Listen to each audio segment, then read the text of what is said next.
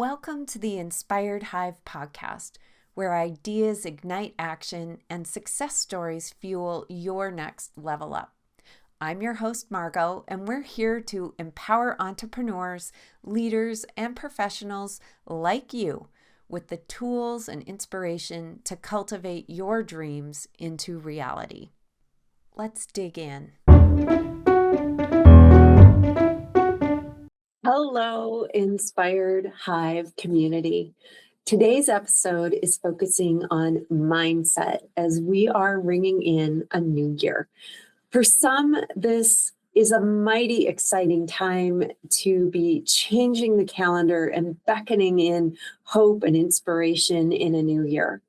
For others, it's a time of shedding the old, leaving behind the undesired, and closing a book on the past. I've spent some time contemplating this episode along with new wisdoms from this year in terms of how my mindset is focusing on that changing of the year. In the past, I've been excited to set goals and dig in with accountability buddies and be really eager in showing up with zest and vigor the 1st of January. This year, my consulting group completed a recharge late in the fall that created rejuvenation well ahead of the end of the year and allowed me also to cultivate a different adventure as the year rolls over this time. While you may have missed participating in the recharge, the mindset surrounding the process is truly doable at any time. And this is one of the blessings of 2025 that I want to share with you today. As I reflect on the changing of a year, we have a new month, a new week, a new day, and this creates the appearance of a starting point, perhaps a freshness that sets the slate to blank and readies us for action. It's an appearance, though. It's arbitrarily set by our thoughts, and those thoughts are there because of the habit that we've held for many years of starting tomorrow, starting on Monday, starting next month for many of the goals that we've envisioned in our life. However, you and I can decide to start right now. And truthfully, that really will get us further ahead than waiting for tomorrow, next week, next month, or some Monday. You see, the sooner you take action, the sooner you begin setting up the success factors through learning, leveraging, practice, maybe redesigning when things don't quite go the way you anticipate. Success arrives based on our efforts, our time, our repetition, and what we learn in that process. So doesn't it make sense to then start sooner than later? When you reflect on making some type of change in your life, be it setting a new goal or maybe digging in more deeply on a current one, there are two choices that you're making. You're choosing to leave something behind, or you're choosing to focus forward on something ahead. And really, in essence, you're actually making both of these choices happen, as you can't really choose to do something new without actually giving up something old. Here's an example. If we set a goal to work out daily, that requires time to work out. And that time that you would be using today to do that workout, yesterday was time that you spent doing something else. So you're focusing on a workout goal and giving up time, maybe lounging on the couch. Simple example, but it illustrates how making a decision requires leaving something behind and focusing forward on something else. As we think of the calendar and contemplate this change of year, it really is the earth circling round the sun and coming to that starting point again in that orbit. Any of those points along the orbit could be that new starting point.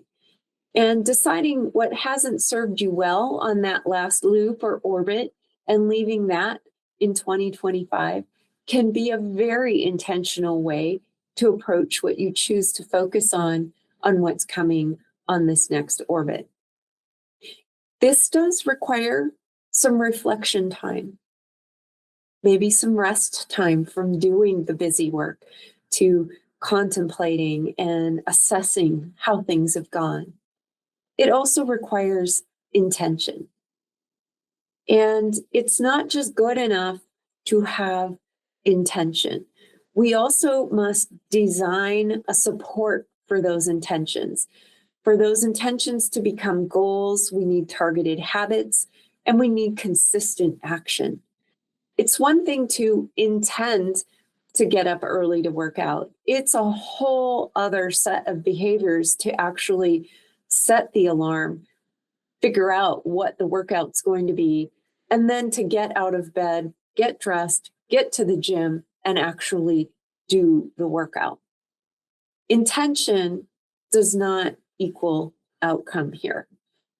The flow from intention to goal setting to target behaviors or key performance indicators, and then getting into action, that flow is the heavy lift. And not many succeed on their very own in that. It's truly more exciting with colleagues around or accountability partners. And remember, this process requires some rest time, and that's time to reflect, to re-energize, to assess how the process has gone. That time requires that reflection, rejuvenation, and refueling. This is as true for the gym as it is for the boardroom. And as you're listening today, what have you left behind in 2025? What has not served you well that you're changing and moving and shifting in a different flow? And what are you setting your focus on for 2026? Let these questions really inspire you to pause this episode, write these down, really remind yourself if you've already made the choices, or take a moment to truly write these out and decide right now what you're going to work on. As I wrap up this episode, I want to share some blessings that I'm bringing forward into 2026. The first is you can bend without breaking, and the importance of being flexible in your approach to life, work, goals, and growth is so essential to success. And sometimes bending actually brings us a perspective shift. It might just be a few millimeters, but the wisdom we gain from that can make all the difference in the world. The second is to start now. Grow consistent and track your progress. Don't wait for Monday or tomorrow or next month. Put your intention into action right now. The third is that rest is essential to success. Plan that rest time. Plan that time for review, recharging, and refueling so you can see how it has an additive benefit for your success. And finally, the fourth one is the importance of community. Join a community of encouragement, accountability, and belonging. Going alone is a lonely journey that really silos you, silos our perspectives. And while it can be a bit to find one of those communities, if you can't find one, you can always create one. Invite others in for encouragement, for accountability, and for that belonging.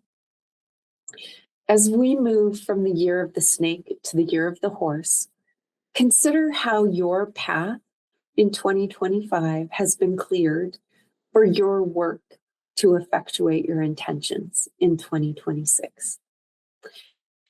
I always end each episode with a quote, and this time I've selected one from Hal Borland.